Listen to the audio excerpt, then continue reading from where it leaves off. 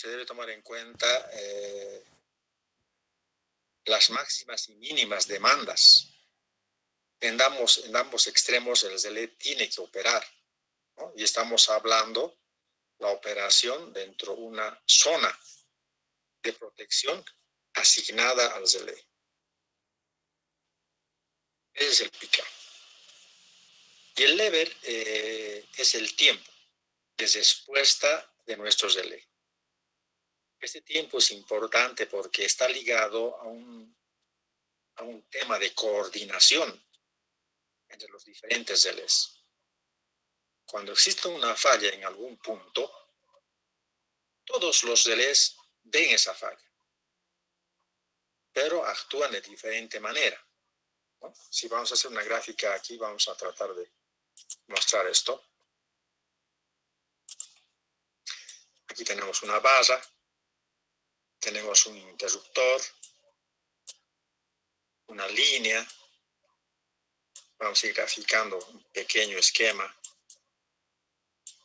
de una línea tras otra.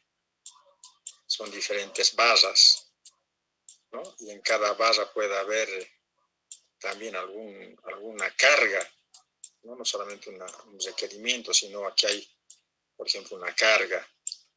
En esta otra barra hay otra carga. Generalmente esas son las funciones de las subestaciones. Hay cargas que se van poniendo en cada barra, en cada subestación.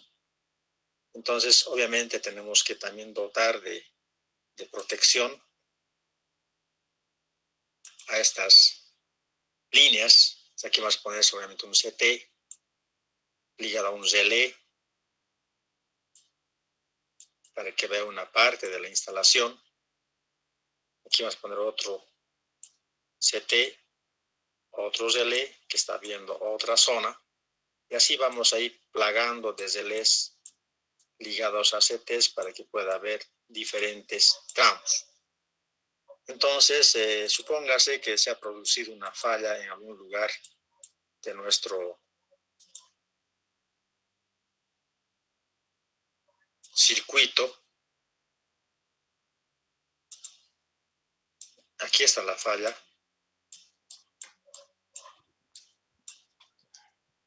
Esta es la barra, la fuente, si vale el término, y la corriente fluye de la barra hacia la carga. Supóngase que es una red radial.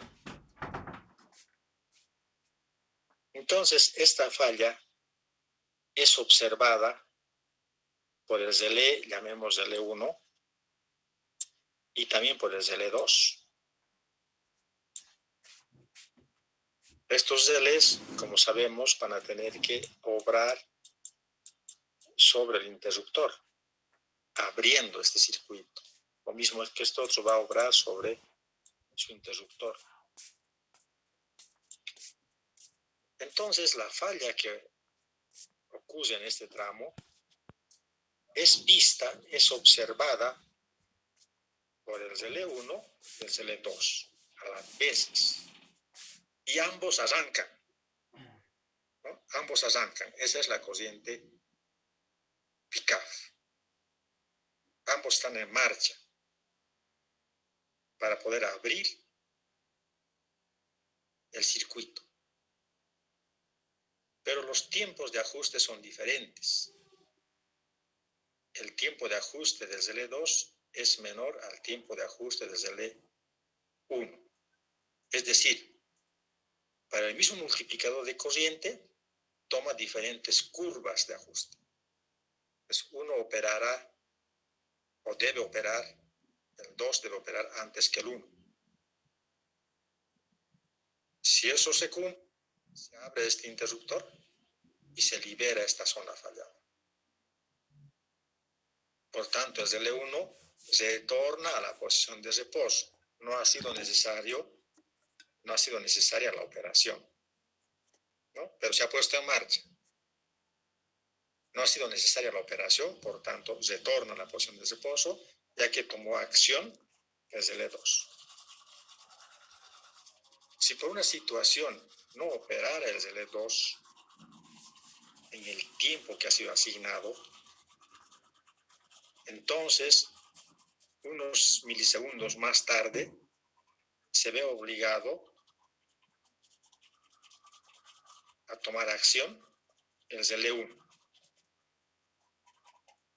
Opera el relé 1, abre el interruptor que está ligado a este interruptor, a este relé, y va a dejar sin energía todo el tramo que está aguas abajo, incluida esta carga que está ligada a la barra, que nada tenía que ver con la falla, pero ha sido afectada porque operó un elemento aguas arriba.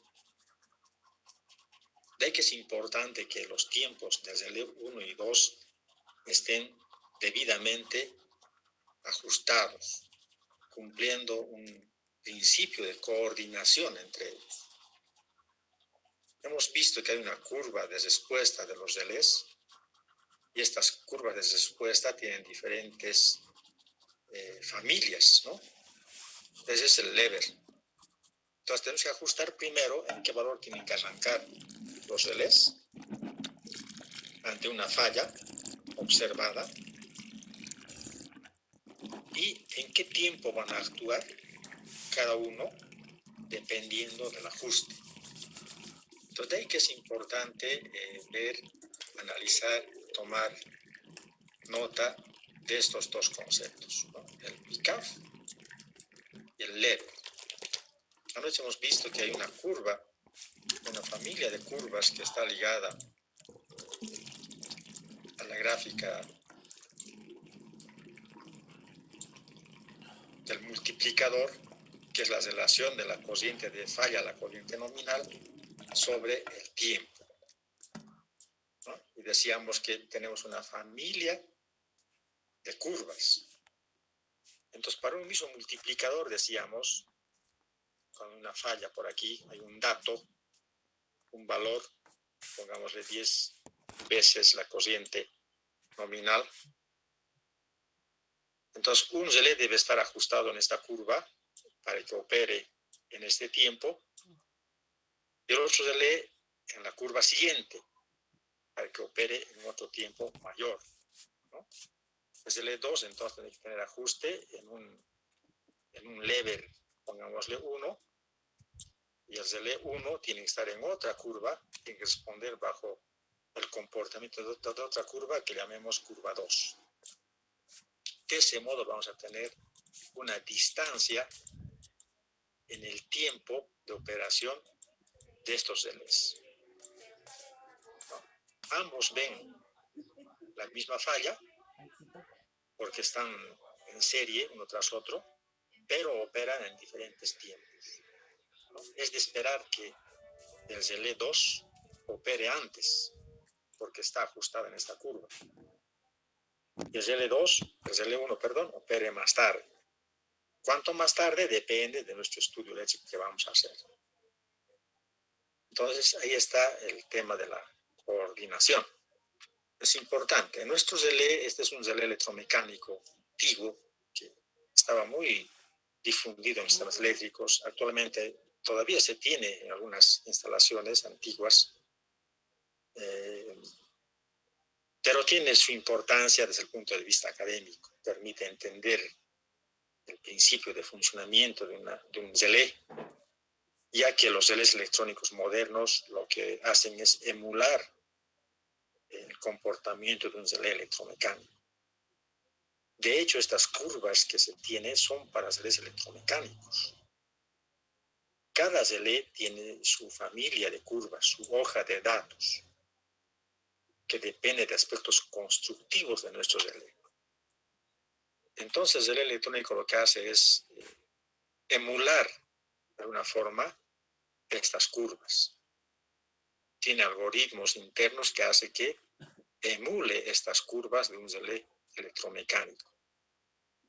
De ahí que es factible instalar en un sistema eléctrico relés electromecánicos con relés electrónicos. Responden. Uno es más lento que el otro, sí, pero pueden ser todavía ajustables porque las curvas son estándares. Entonces vamos a analizar estas dos tecnologías y tratar de entender el principio de funcionamiento. ¿no? Estos relés electromecánicos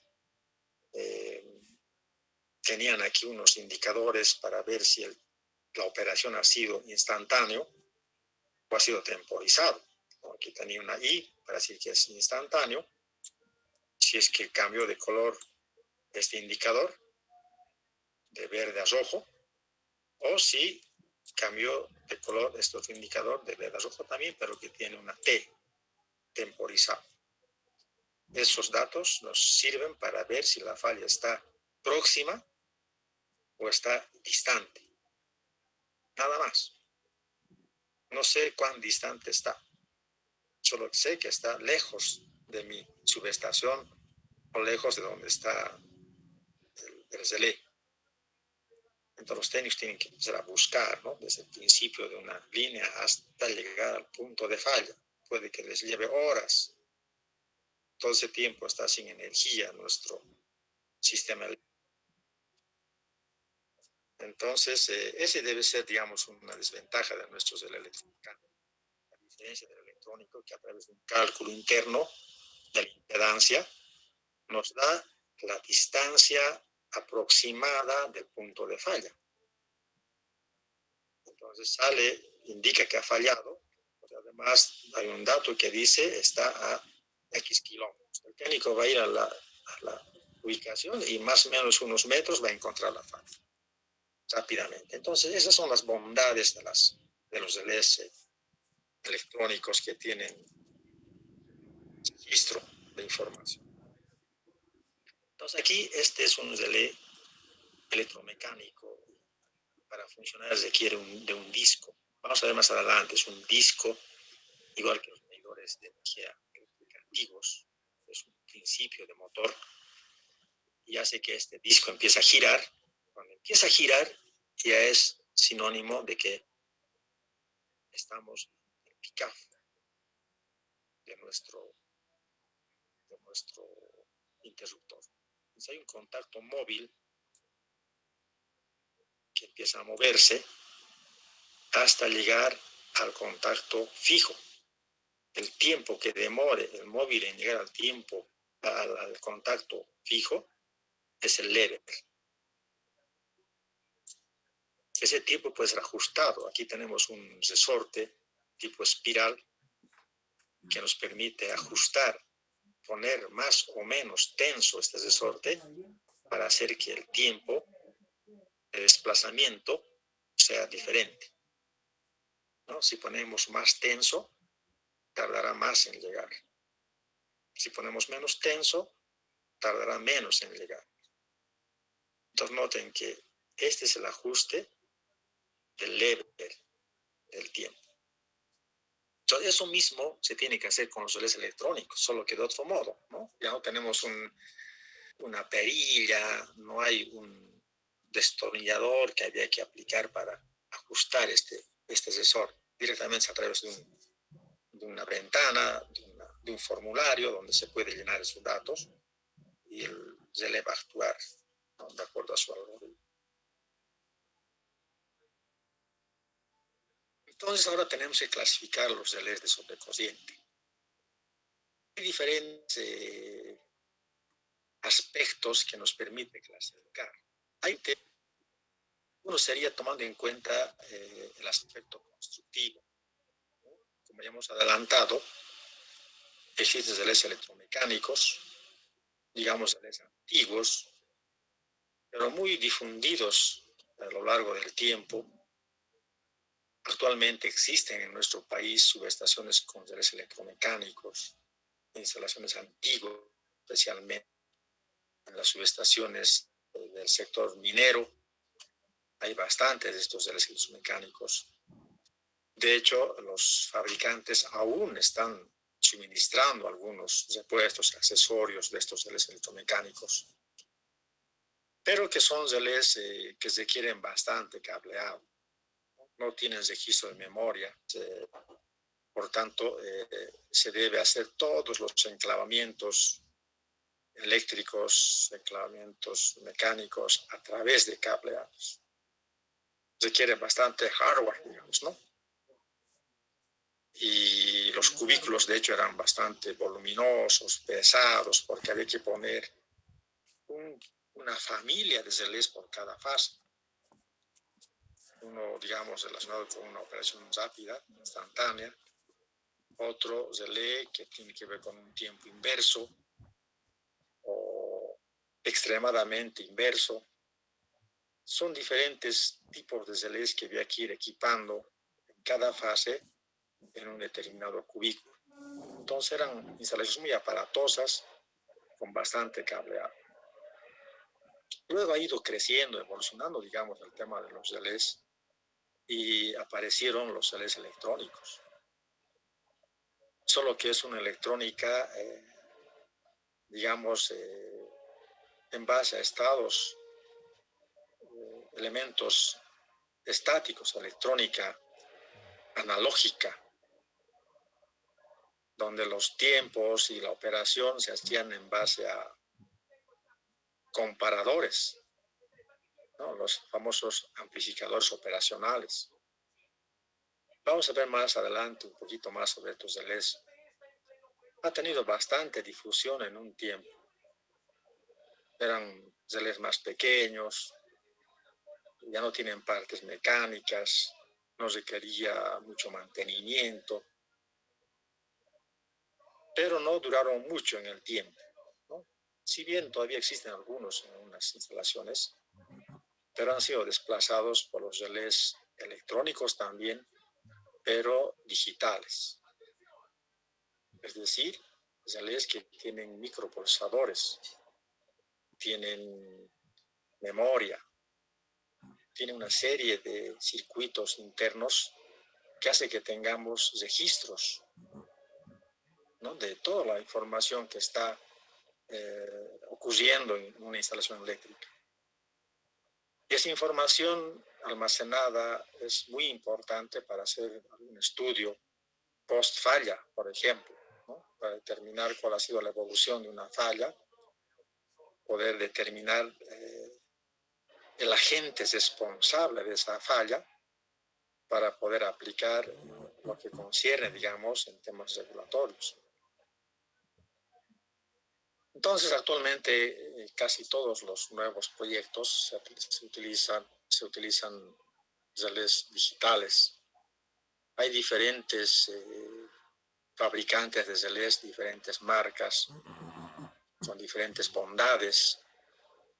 Existen relés digitales actualmente que tienen un protocolo de comunicación, digamos, universal, a diferencia de los primeros relés digitales que tenían arquitectura cerrada, ¿no? Entonces, felizmente los fabricantes se han abierto a esta limitación y tienen el protocolo universal, el ISE 61850, por ejemplo, para poder hacer que los relés de diferentes fabricantes sean compatibles, se entiendan, ¿no? Se entiendan. El protocolo de comunicación sea compatible con todos. Entonces, esto, digamos, ha mejorado el tema de la difusión de estos relés. Sin embargo, actualmente todavía existen algunas preferencias, digamos, ¿no?, algunas empresas de poder aplicar relés de una cierta marca. Muy difundido en nuestro sistema, los relés de la fábrica ABB, de la línea ABB. Hay bastantes relés. Después hay otros que son dos fabricantes como Areva, por ejemplo, que en alguna instalación hemos visto, y de Siemens, ¿no? Siemens tiene también relés. Enseguida algunas características particulares. Lo importante es que tengan un protocolo de comunicación universal entre ellos. Otra forma de poder clasificar los relés sería a través de la actuación del circuito de protección. Esto ya hemos visto anoche. Tenemos relés de actuación directa, cuando no usamos CTs. O tenemos relés de actuación indirecta, cuando usamos CTs. Cuando tenemos necesidad de aislar el circuito de fuerza del circuito de control, utilizamos CTs clase protección. Entonces estamos hablando de un circuito de protección ligado a la aplicación o no de un CP.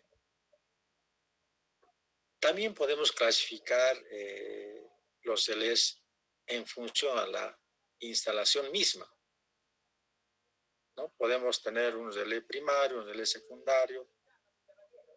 Esto ya hemos visto anoche y hemos concluido de que actualmente los circuitos de control tienen relés de actuación indirecta ligados a un relé que tiene también un circuito secundario. Entonces, podemos decir que la versión completa sería esa, ¿no? Relés que actúan de manera indirecta, ligada a una fuente de corriente continua, proveniente de un banco de baterías, y relé secundario, es decir, aplicando un CT. Otro modo importante de clasificar tiene que ver con el ajuste. Hay diferentes formas de ajustar el tiempo de respuesta de nuestro relé. Si hablamos de los relés electromecánicos, tenemos una forma de ajustar a través de la tracción del resorte. Hace poco decíamos, podemos hacer que un resorte sea más o menos tenso, ¿no? Podemos tensar más o menos un resorte. En función a la tracción de este resorte, obviamente el tiempo va a ser distinto, ¿no? Entonces, tenemos que pensar en un resorte que va a estar ligado a un mecanismo que haga que este resorte se vuelva más o menos tenso. Podemos tener quizá aquí una especie de tornillo que nos permita hacer jalar más o menos este resorte que está ligada a la parte móvil de nuestros relés. Hay otra forma de poder ajustar, es cambiando el tap de la bobina magnetizante, ¿no? Esto también es factible. En los relés electromecánicos existe el circuito magnético, que puede ser, por ejemplo, aquí está el devanado.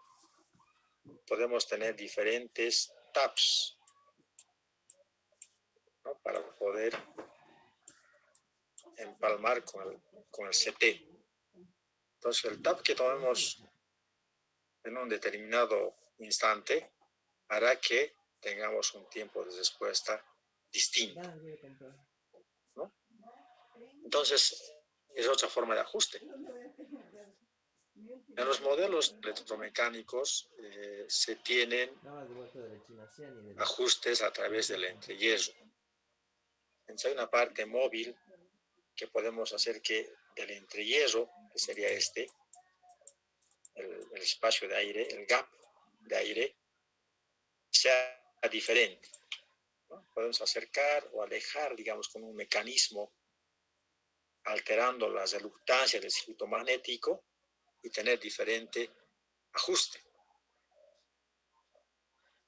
Hasta ahí, digamos, son los ajustes relacionados con aspectos constructivos de nuestro relé electromecánico.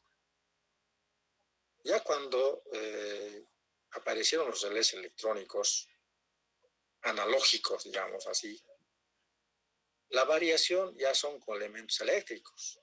Ustedes saben que el tau de una instalación tiene relación con la resistencia y el valor de la capacitancia, ¿no? Un capacitor puede almacenar energía dependiendo de la resistencia. O sea que hay un famoso tau constante de tiempo. Entonces, si yo cambio el valor de la resistencia, pongo una resistencia variable, entonces voy a hacer que el tau varíe también. O puedo cambiar el valor de la capacitancia, pero es mucho más fácil es obrar sobre la resistencia. De ese modo, puedo hacer un ajuste de tipo eléctrico en un relé. Entonces esto ha sido muy difundido en los AMP-OPS, los amplificadores operacionales, que es la esencia de nuestros relés electrónicos. Prácticamente el descubrimiento del transistor ha evolucionado la electrónica, ¿no? En un principio se usaba bastante rectificadores en base a rayos catódicos, lámparas. Luego apareció el transistor y esto ha revolucionado la electrónica. Y luego aparecieron los famosos amplificadores operacionales en base a una lógica de resistencias, capacitancias y transistores y elementos discretos para poder hacer funciones, ¿no? Un amplificador operacional puede hacer funciones, puede sumar, restar, hacer derivación, integrar, etc. Entonces, con eso se ha hecho una serie de ajustes en el tiempo. Y actualmente estamos hablando de relés electrónicos digitales en base a un microprocesador. Ese ya puede ser el ajuste a través de un software. Los programadores utilizan en el software un contador, ¿no?, para retardar un proceso. Entonces, mientras no cumpla un cierto proceso, un contador, por ejemplo, de 1 hasta 1000, no pasa a la siguiente instrucción. Entonces, también es una forma de ajuste a través del programa. Y los últimos relés que se están manejando, todo es programa. Hay más software, poco cableado. El cableado se ha reducido básicamente a alimentar los CTs y los PTs. Nada más, ¿no? Y el relé digital es multifunción. Se la puede programar para que opere de manera instantánea o opere en un cierto tiempo. Básicamente, todo esto se puede parametrizar en un relé digital. Entonces ya requiere menos cableado, requiere más.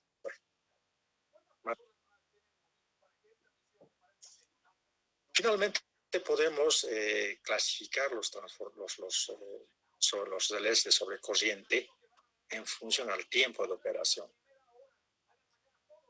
Decíamos, existen relés con un tiempo de operación instantáneo, ¿no?, entre comillas ponemos aquí porque a veces es necesario poner un cierto letal.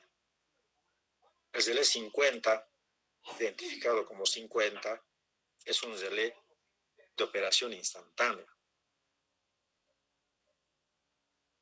Y los relés 51 son relés de operación retardada. El retardo puede ser en un tiempo definido, con un tiempo definido,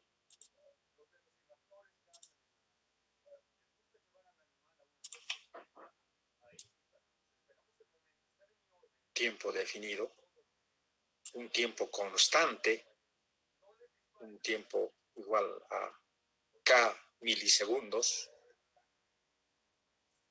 o puede ser un tiempo inverso. Decíamos, el tiempo inverso tiene que ver con la magnitud de la corriente. Si la corriente es muy grande, existe la necesidad de abrir el interruptor rápidamente. Si la corriente de falla es pequeña, moderada, puede ser que esté bastante lejos de mi relé, por tanto puede abrir en un tiempo mayor. Es decir, es un tiempo inverso. A mayor corriente, menor tiempo de respuesta, ¿no? Decíamos en la gráfica anterior, vamos a verla enseguida con más detenimiento. Teníamos una curva de este tipo. Esta es una curva de tiempo inverso. A mayor corriente de falla, cuanto más lejos, mayor sea el multiplicador, menor será el tiempo de respuesta. A menor corriente de falla, mayor será el tiempo de respuesta. Entonces hay diferentes modelos. Hay tiempos inversos, digamos, normal, que tiene que ver con el inverso de la corriente. Hay otros que tienen otro tipo de respuesta, tienen otra curva llamada muy inversa, que tienen que ver con el inverso del cuadrado de la corriente. Y otros que son con una pendiente mayor, llamados extremadamente inversos. Tienen que ver, o son proporcionales si quieren, inversamente proporcional al cubo de la corriente. Entonces estos datos son muy particulares de cada relé. Cada relé tiene diferente respuesta en función a la construcción del relé. Decíamos, los relés electromecánicos tienen que venir acompañado de su curva de respuestas. Entonces yo quiero utilizar para diferentes instalaciones estos tres modelos. Tengo que tener tres relés, ¿no? Y cada relé tiene que tener su curva de respuesta. Y elegir del lever alguna curva para que pueda coordinar. En los relés electrónicos digitales, esta familia de curvas se los tiene ya cargadas. Solamente hay que elegir de un menú qué curva se va a activar. La inversa, la muy inversa o la extremadamente inversa. El relé ya tiene incorporado esta familia de curvas que son estándares. Es un relé que emula a un relé electrónico. También podemos armar un relé, una curva particular, específica de una instalación, ¿no? Que es un poco ajeno a un estándar o tiene una combinación de algunas curvas estándares. Entonces yo puedo cargar ese nuevo comportamiento al relé y hacer que éste opere en consecuencia. Entonces, de ahí la importancia, ¿no?, de ver los tiempos de respuesta de los relés.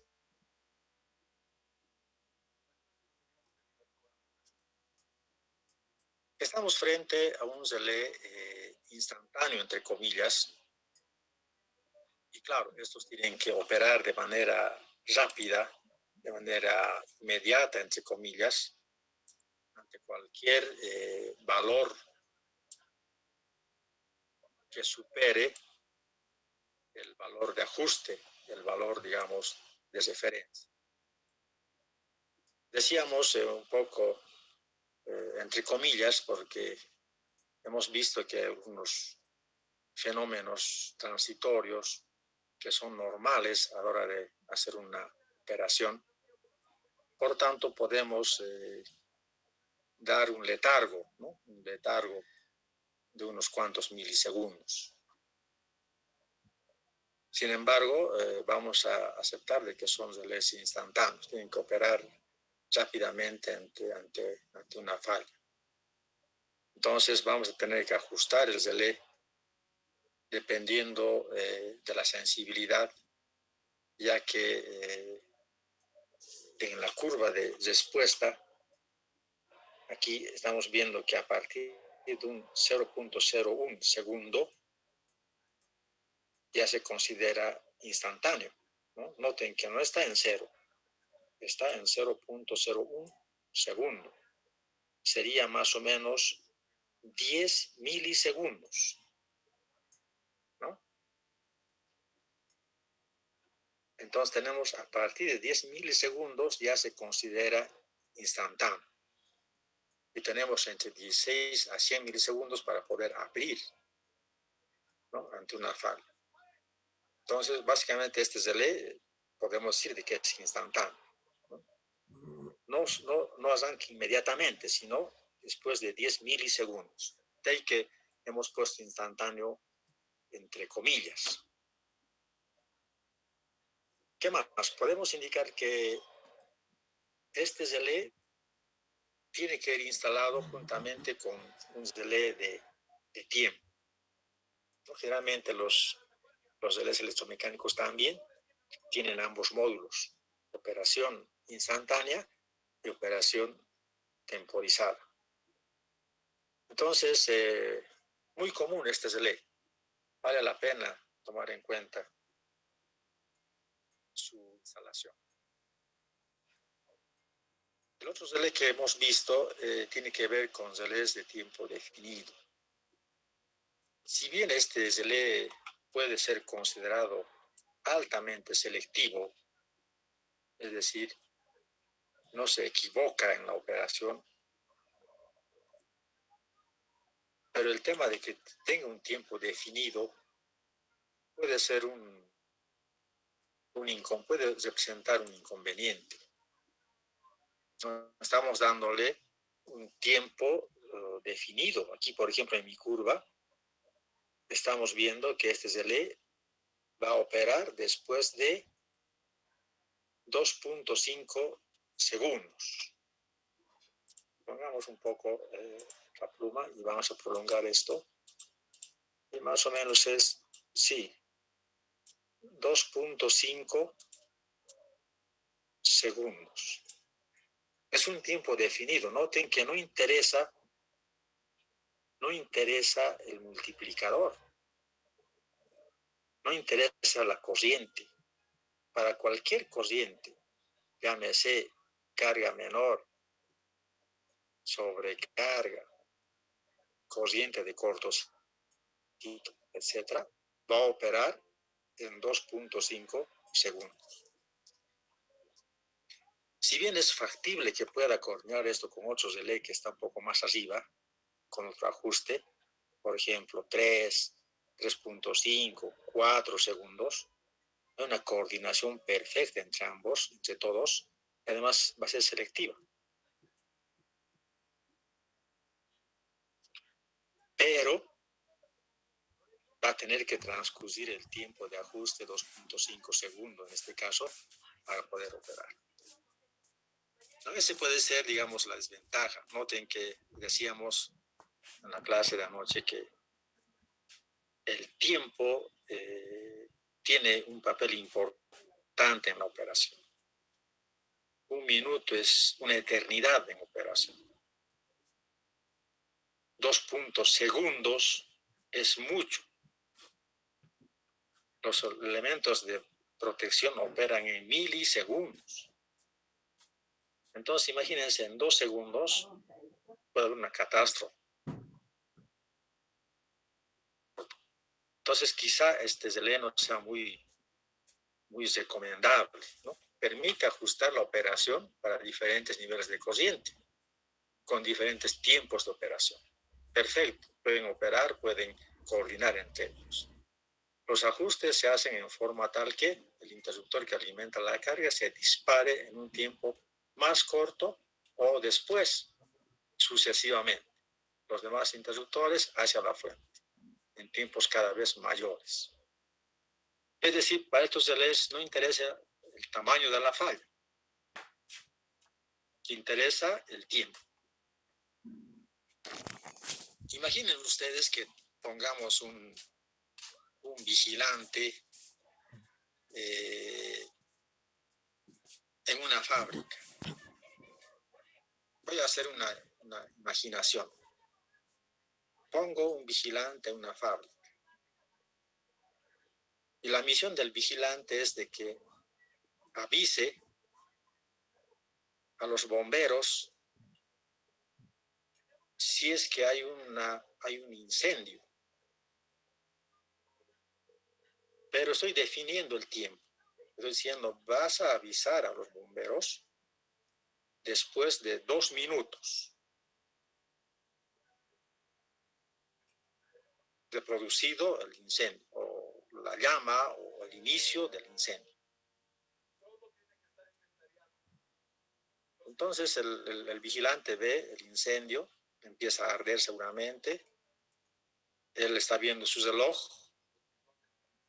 ya pasa 1 minuto, el fuego sigue creciendo, él no avisa todavía porque su misión es avisar después de 2 minutos. Pasa 1 minuto y medio, el fuego ha aumentado, llega a 2 minutos y empieza a llamar al bombero. Llega el bombero cuando ya todo se ha consumido. Muy tarde. No le pueden llamar la atención al vigilante porque le dijeron que tiene que esperar 2 minutos para poder alertar, que él ha cumplido su función.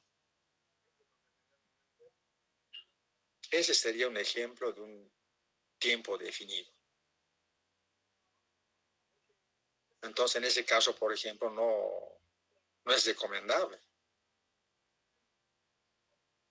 Otra cosa sería decirle al vigilante que él vea la magnitud del incendio. Si es un incendio muy grande, difícil de poder apagar por su cuenta o con los medios que tiene que llamar a los bomberos rápidamente.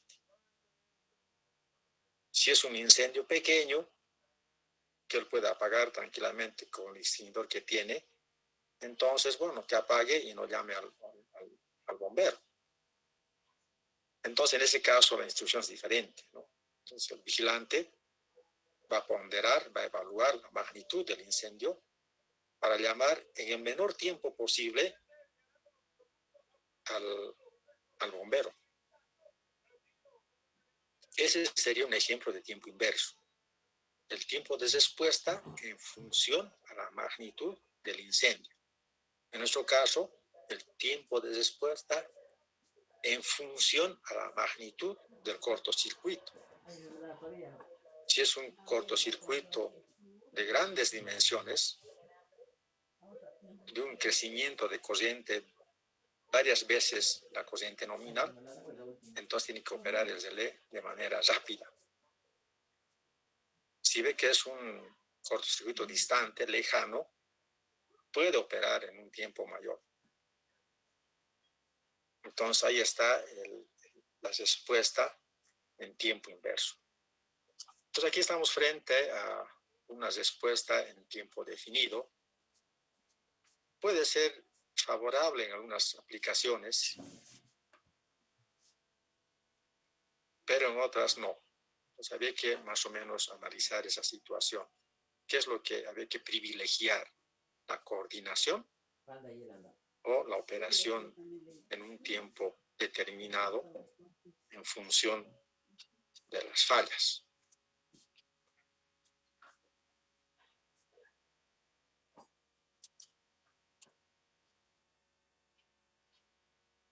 Ahí está lo que hemos visto. Un relé que tiene una respuesta en tiempo inverso. Esta característica, como estarán viendo ya, varía inversamente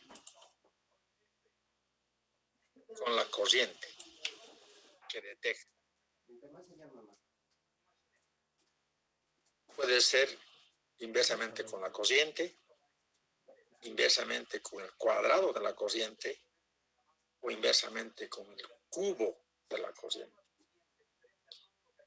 Esos datos van a hacer que la pendiente de nuestras curvas sean diferentes, ¿no? Tratando siempre de evitar que se solapen las curvas, ¿no? Y haya un tiempo de respuesta.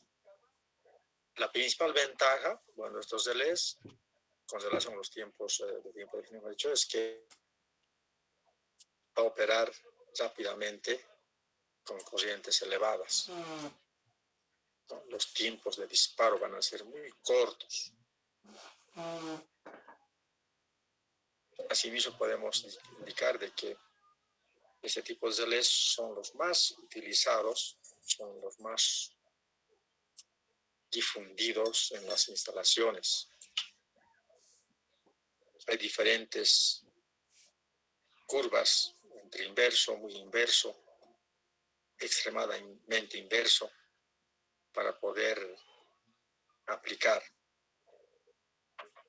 Entonces, un poco hablamos de la tecnología. Tenemos que recordar de que los relés electromecánicos tienen esta familia de curvas que son propias de los relés. Los ajustes se deben hacer a través de mecanismos, ¿no? El ajuste significa elegir alguna de las curvas que tiene este relé. La elección de alguna de estas curvas está ligada al ajuste del lever, ¿no? Es decir, el retardo. Entonces son elementos como imanes, bobinas, son los que hay que actuar para poder calcular, determinar o ajustar, mejor dicho, el dial que está ligado al tiempo. En los relés de estado sólido decíamos que este ajuste se puede hacer a través de un algoritmo matemático. Vamos a ver luego que tenemos unos amplificadores operacionales que hace que tengamos diferentes tiempos de respuesta, ¿no? Emulando un poco la elección de una de estas curvas. Al igual que los relés electrónicos digitales, que a través de un formulario podemos seleccionar, activar alguna de estas curvas. Entonces es mucho más fácil, digamos, ahí. Solamente hay que ver qué curva se va a elegir. Es de resaltar que este tipo de relés no son selectivos, ¿no? Entonces requieren de un buen ajuste, ¿no? Depende básicamente de las condiciones de sobrecorriente. Dependiendo de la magnitud de la falla, puede actuar uno u otro relé. Entonces estamos frente a una situación de no selectividad. Podemos afectar a zonas adyacentes. Pero ahí estamos privilegiando básicamente la magnitud de la falla, ¿no? Ante una magnitud de una falla, bueno, los relés tienen que actuar. Posiblemente no cumplan el principio de selectividad, pero están disipando una falla. ¿Alguna consulta hasta ahí? Por favor, estoy atento a sus comentarios. Andrea Vera. Alan Castro.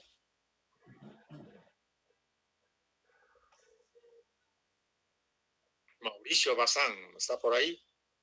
¿No han visto a Mauricio? Está todo claro, Inge. Perfecto. Son al cejas. ¿Algún comentario, alguna inquietud? Sin comentarios, sí. Perfecto.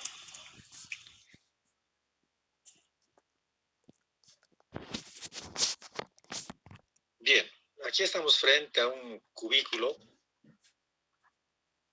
donde estamos viendo la instalación de relés. Noten, tenemos un relé de la fase A, otro de la fase B, otro de la fase C y el relé residual neutro. Entonces noten que en esta puerta tenemos que poner 4 relés electromecánicos pesados. Cada uno debe pesar por lo menos unos 2 kilos, ¿no? Por lo tanto, es muy aparatoso el cubículo. Por detrás está un cableado con numerosos cables y es así como funciona, ¿no? Aquí está más o menos un relé desarmado,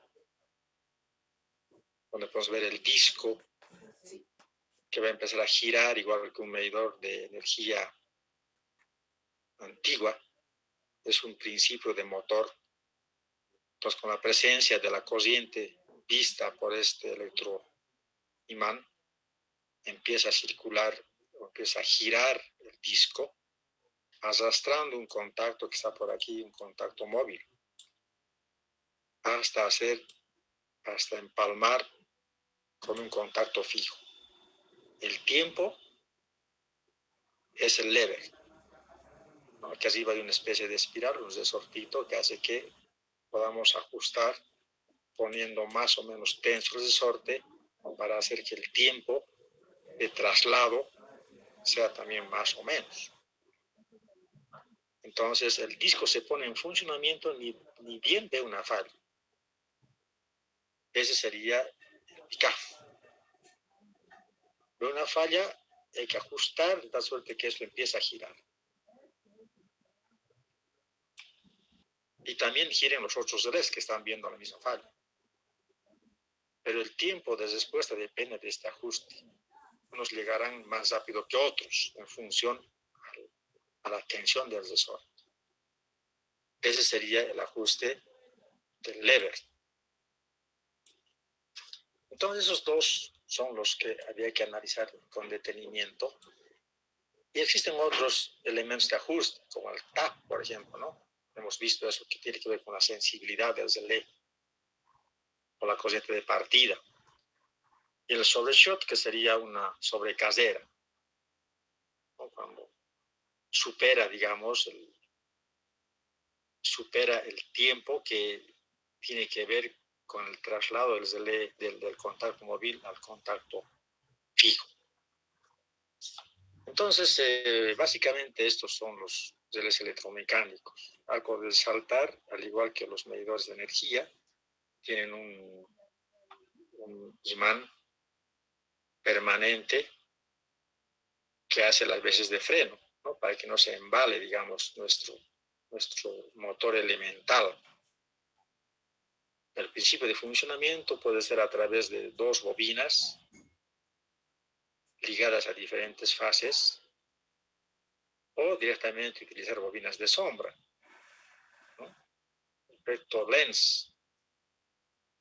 Son principios de un motor de inducción que está presente en un relé electromecánico. Es increíble cómo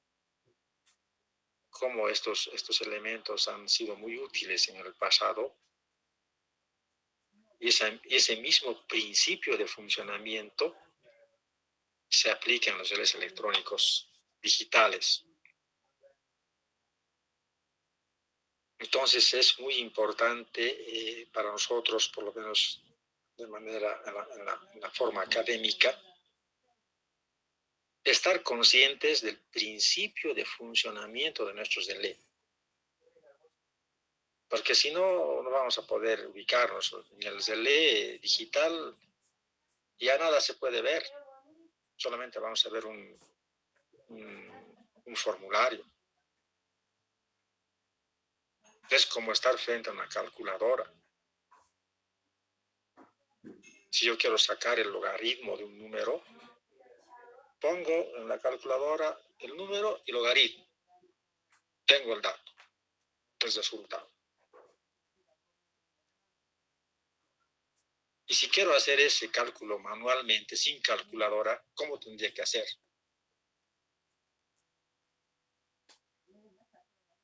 Tendría que conocer la definición del logaritmo,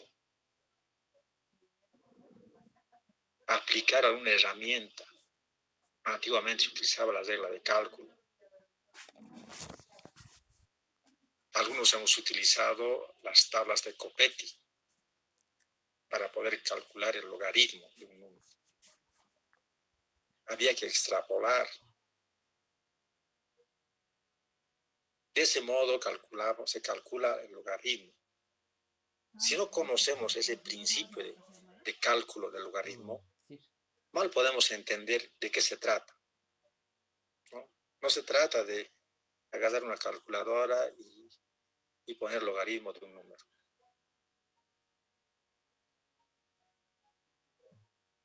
Aquí veo algo similar, ¿cierto? Si vemos un relé electromecánico, ahí vamos a ver el principio de funcionamiento, cuál es el mecanismo, cómo arranca, qué significa cada parámetro. Estos ya no vamos a verlos en los relés electrónicos. Ahí va a ser más programación seguramente. Entonces vamos a saltar. En los relés electromecánicos y en los relés digitales, los elementos, los términos PICAF y Lever siguen presentes, ¿no? En ambos casos se maneja ese concepto.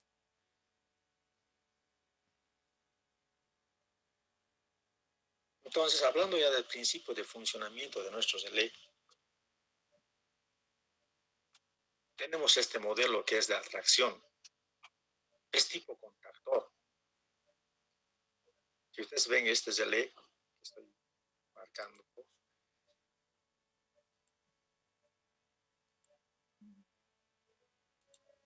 este relé,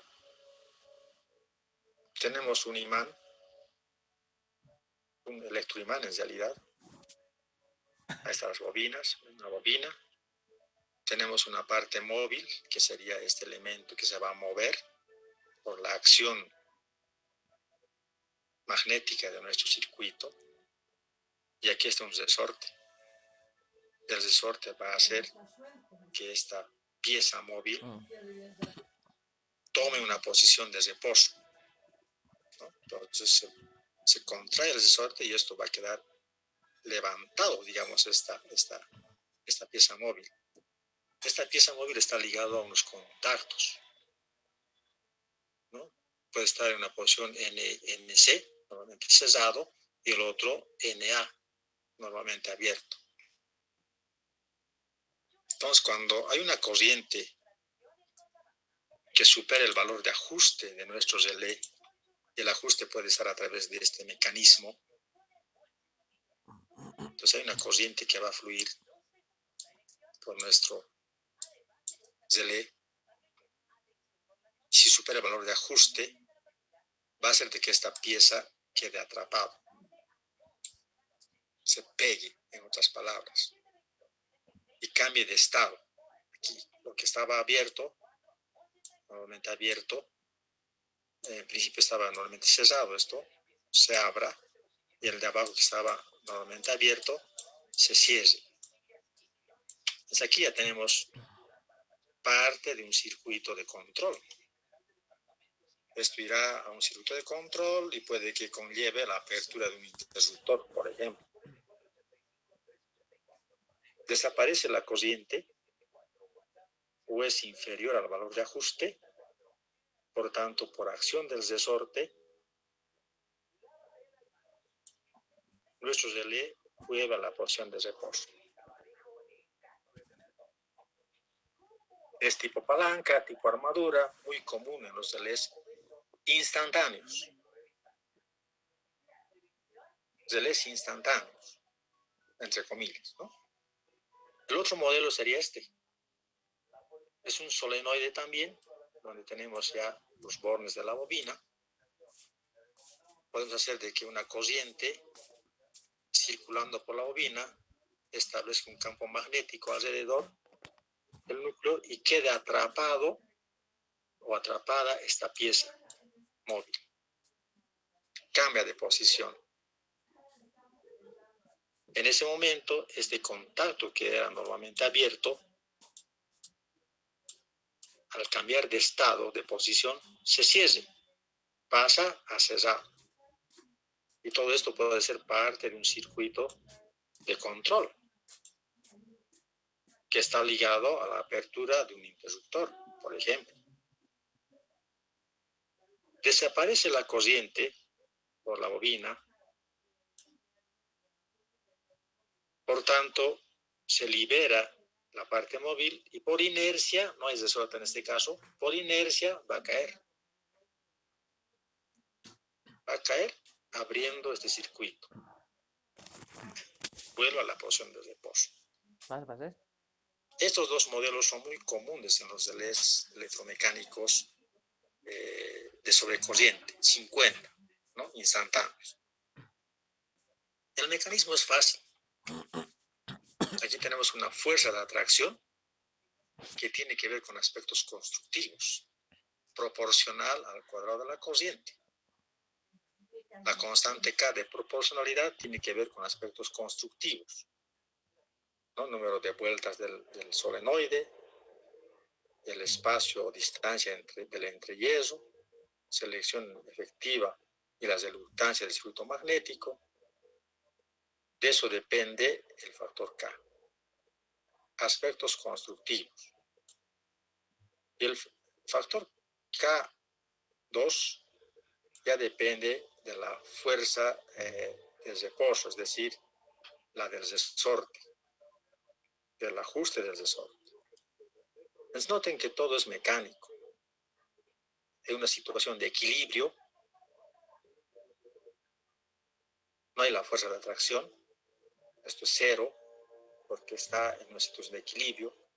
Por tanto, notarán que la corriente tiene que ver con la raíz de una constante del relé, las constantes K2 y K1.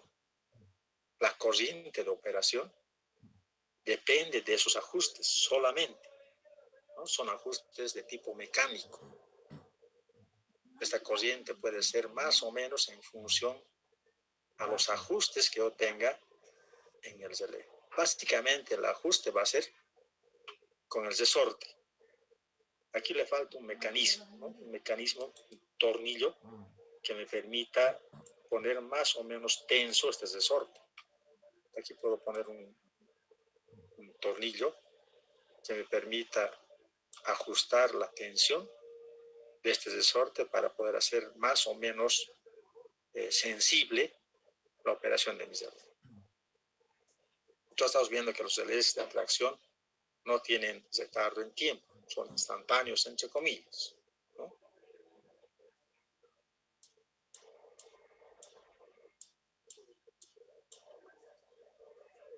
Esto es fácil de emular en un relé electrónico.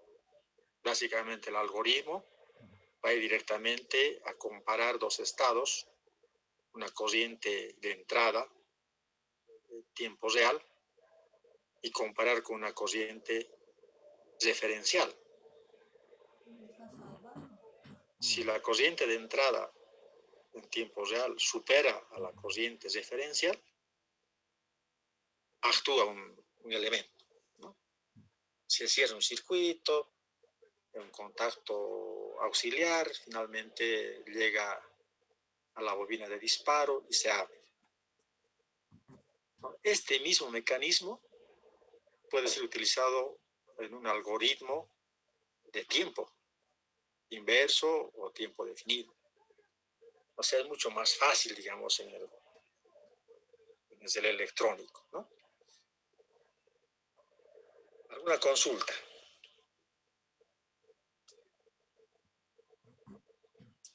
Ahora estamos frente a un relé de tiempo inverso. Aquí necesitamos hacer un análisis un poquito más profundo. Ya estamos al límite de nuestra clase. Por tanto, podemos quedar aquí. Mientras tengamos unos minutos más, daremos apertura a las consultas que puedan tener. Por favor, pronúnciense, Adelaida. En el Classroom puedan descargar para sus cuadernos. También vamos a hacer un pequeño proyecto. Estoy elaborando ya las bases del proyecto, que va a ser como una especie de práctica. Ya vamos a dividir nuestra evaluación en un 80%, digamos, un examen teórico, y el 20% vamos a destinar a un pequeño proyecto de protección que vamos a realizar. ¿Ya? Para eso, por favor, les voy a rogar que vayan repasando el cálculo de las corrientes de cortocircuito. Podemos usar herramientas informáticas que hay también, pero como estamos en un tema académico, vamos a utilizar un cálculo manual. ¿Ya? Así es que vayan repasando, por favor, un cálculo de corriente de cortocircuito. Ese dato es un insumo para poder hacer una protección adecuada, ¿no? Se empieza por ahí. Y para obtener la corriente de cortocircuito tienen que conocer ustedes las características de las instalaciones, ¿no? Entonces es todo un estudio previo que antecede al ajuste de un relé de protección. Pues ahí está la dificultad, generalmente, ¿no? Ya no está en el ajuste, sino está en la obtención de información para hacer el estudio eléctrico. Entonces, si no tenemos más comentarios, no hay más consultas, todo está claro, podemos quedar aquí y nos vemos el siguiente viernes, primer viernes de junio. Que tengan una buena semana.